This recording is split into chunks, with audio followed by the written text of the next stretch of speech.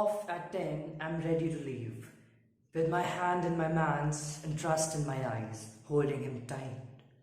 For it was a date, a dinner tonight, as a sorry for the fight we had last night. An ocean of happiness filled my veins and the flow of my blood increased its pace, for I was flying on the seventh heaven, cursing myself for thinking he loves me less.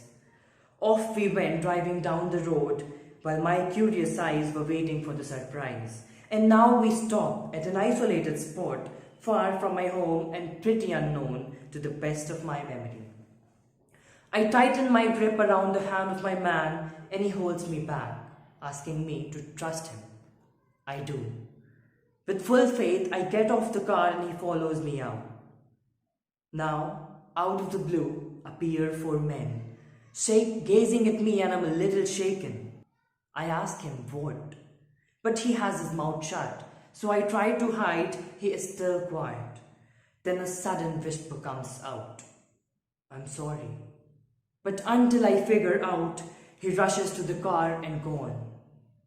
And I am left alone. And suddenly, I feel a hand on my wrist, pulling me towards it. I try to resist, but off I'm pulled, unable to move, like a toy in a beast's hand. But crazy me, I still feel my man is near, would soon come here and laugh at my fears, saying he loves me. This was too big a surprise, leaving me clueless and a drop in my eyes. But the bastard's eyes and the devil's laughter were all I could cry after. The ghostly hands were all I could see, ripping my clothes off my body. I plead as hell, but to no response, and finally, I give up. I give up my body to the hand of some beasts who tear it apart, not caring if I lived. Yes, I give up. After 6 hours of continuously being raped all night, I feel I'm free. Now they'll leave me. I'll run to my home and catch hold of my mom and cry. And I asked that guy, whom I called my man, why? Why did you do this to me? But suddenly it seems that's not my destiny. A man gets up and with his ghostly hands gets hold of a knife and comes towards me.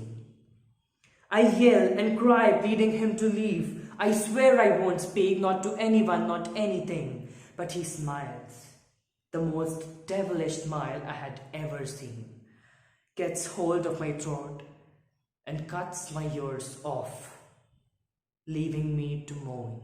I cry and bleed, left alone. The other man now takes his turn and upon my heart places the knife, pushing it in and pulling out my life.